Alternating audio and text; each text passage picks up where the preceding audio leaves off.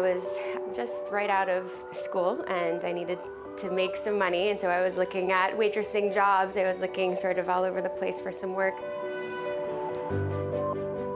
This woman had said to me, you can come and make $300, right? You can make money by meeting Jeffrey Epstein.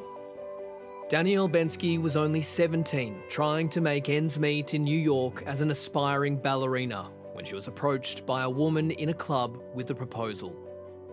He's, has a ton of money, and he is just looking for girls to come in and just give him a quick massage. It's nothing serious, so it was just a massage, and it was the first time. After a couple months working as Jeffrey Epstein's masseuse, Danielle's mum was diagnosed with a brain tumour, and she thought he might be able to help. I thought that the majority of his money had come from neuroscience. So I took the scans of my mom's brain tumor to him, and he brought me to the office, sat me down and said, okay, so what will you do for this? And in my heart it sank, and that's when the sexual abuse started. Danielle says she was sexually abused several times a week over the course of a year. He had made a comment about, well, I know all the top surgeons. I know the anesthesiologists. I know all of these people. And I can do something wonderful, and I can make sure that she gets the best care, or I can make sure that that doesn't happen for her, and I can actually take the care away. The 38-year-old says the disgraced financier never followed through with helping her mum receive treatment. She's one of hundreds of women who were abused by the notorious pedophile who died in 2019, awaiting trial for sex trafficking minors. Put on your big boy pants and let us know who the pedophiles are. Seriously, we need to release the Epstein list. That is an important thing. For years, many within Trump's circle have amplified skepticism and conspiracies surrounding the investigation into Jeffrey Epstein.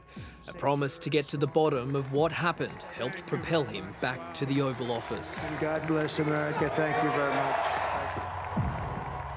The DOJ may be releasing the list of Jeffrey Epstein's clients? Will that really happen? It's sitting on my desk right now to review. That's been a directive by President Trump. Yeah, thank you. We can get going straight away if you'd like. Yeah. Podcaster Liz Wheeler has been campaigning for the release of information relating to Epstein. We voted for President Trump because he promised us justice. Now the base has begun to associate the Epstein files with this justice. Okay, so this is the Epstein files, phase 1. In February, Attorney General Pam Bondi gave a select few conservative influencers binders full of documents. This is the binder that I posted a picture of. You saw that. Millions of people saw that. I was one of the ones who was handed those Epstein binders with that famous cover sheet on it that reads, "The most transparent administration in history, Epstein Files Phase 1, even though there was nothing in it. Then, earlier this month, the Justice Department and FBI released a joint memo stating there was no incriminating client list and further disclosure would not be appropriate or warranted. It was a story that the White House created and then tried to kill. And that's part of the reason why you're seeing some of the toughest questioning coming from these MAGA-aligned influencers who really feel that this story is one that they were promised. They're playing us. They're playing all of us. I voted for none of this. He's doing the exact opposite of everything I voted for. I can smell BS when it's being shoveled to me. And it's very obvious to me right now that we've got spinners trying to mess with us in Washington. I'm telling President Trump, listen, the base feels stung because we have not been told the truth.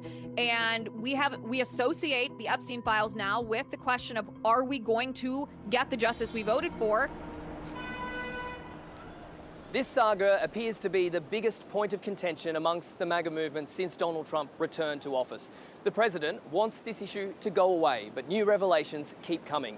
And now he's turned on Rupert Murdoch, suing the media mogul and his newspaper, The Wall Street Journal, after it published a story scrutinising the president's relationship with Jeffrey Epstein. It's the most significant media lawsuit that he's brought. Donald Trump was once friends with the financier before he says they had a falling out in the mid-2000s. Last week, the newspaper reported that Donald Trump had written a letter to Jeffrey Epstein for his birthday featuring a lewd drawing of a naked woman. The president says he never wrote the letter and is suing for $10 billion. Notably, after this story ran and after this suit was filed, there are still conversations inside the Wall Street Journal about ongoing Trump coverage, ongoing Epstein coverage. People are not, or they don't seem to be backing down at this point in terms of the coverage. Today, the Wall Street Journal reported that in May, Pam Bondi informed the president that his name appeared multiple times in documents relating to Epstein.